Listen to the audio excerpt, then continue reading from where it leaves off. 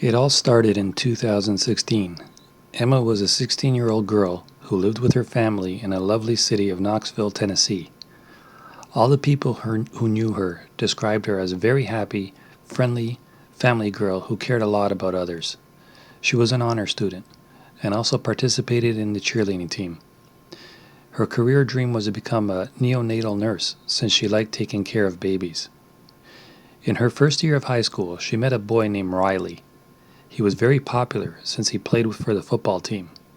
People who knew him described him as a kind of goofy guy. He was also very dedicated to church, and Emma liked that about him. But he had a girlfriend. Riley decided to leave his girlfriend for Emma.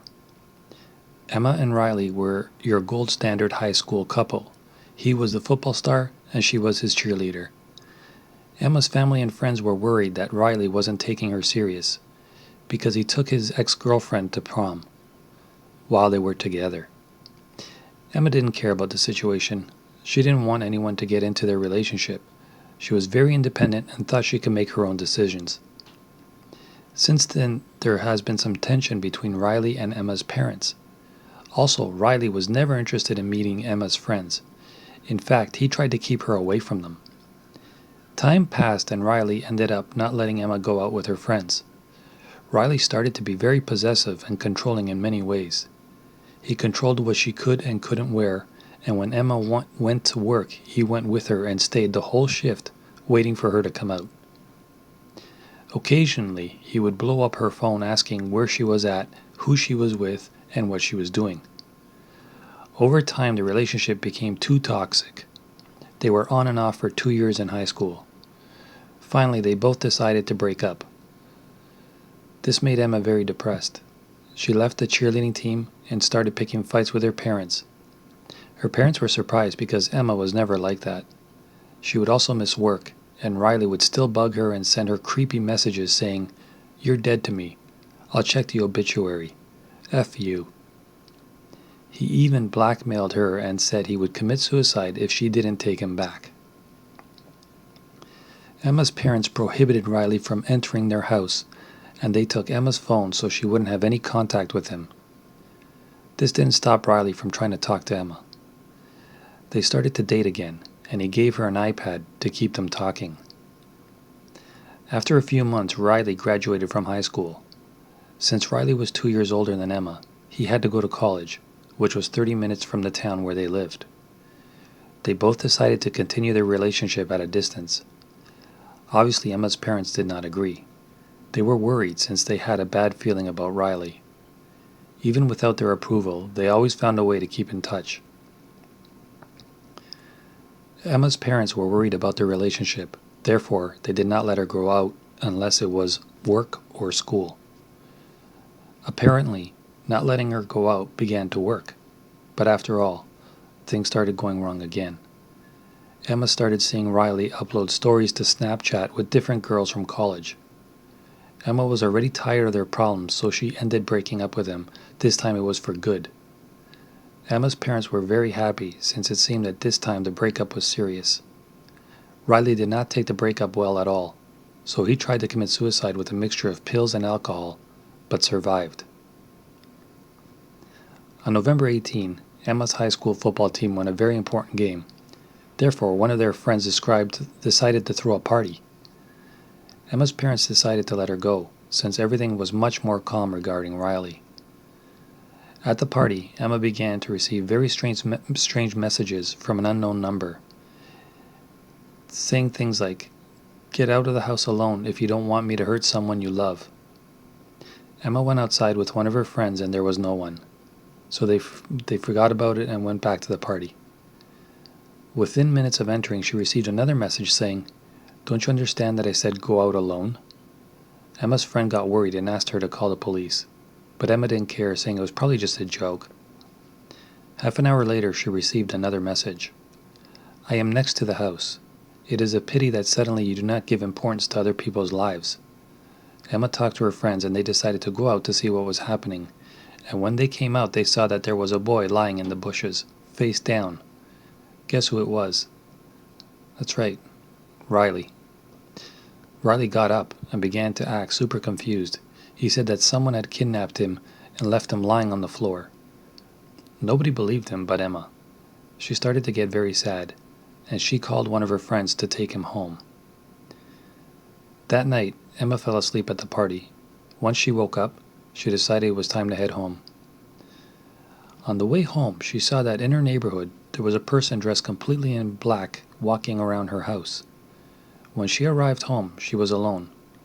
So she started to change because she had plans to eat with her mom. Suddenly, someone started knocking on the door very hard. This scared her a lot, and she called one of her friends. Emma also called Riley, saying that she needed him. Riley tells her not to worry, that he's on his way to the house. Riley also said that he's going to save her.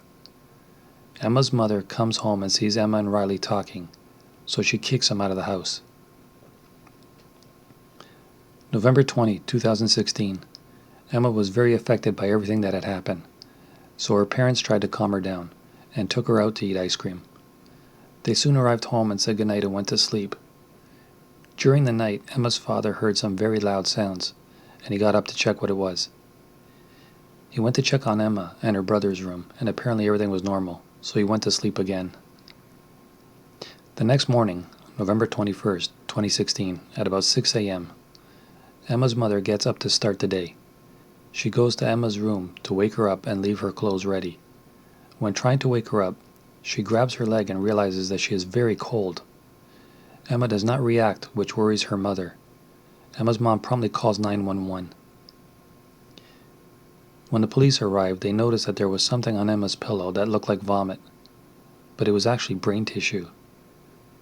They then started looking at Emma and realized that she was shot in the left ear. Her father soon realizes that the noises of the previous night had been shots. They began to check the entire room and realized that there were 2 bullet holes in the wall. The shots looked as if they were coming from the outside. To be exact, they were from the corners of Emma's room towards her bed, therefore indicating that the person who shot knew exactly where her room and bed were.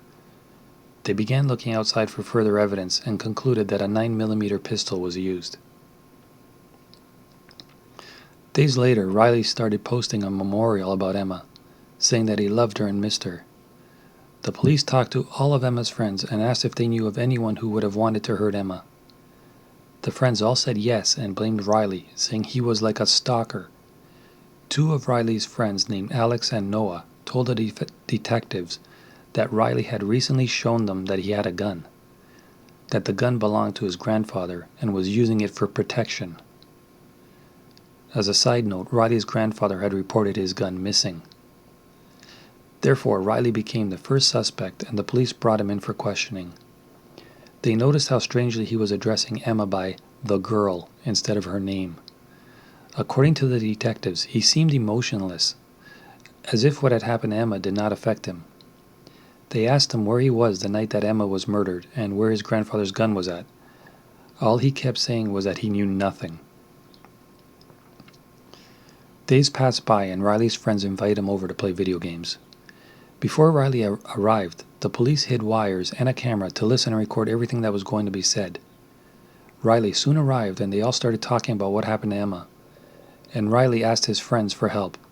He asked them to help him get rid of the gun in the river and told them that he was not guilty, that he had not done anything, but supposedly didn't want to have it. That night, all 3 of them go to the river to get rid of the gun. But before they get down to the river, they decided to stop and eat. Alex and Noah knew that some undercover cops were following them.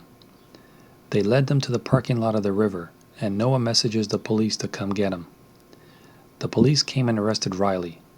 Riley was sentenced to first-degree murder in addition to 6 other misdemeanors.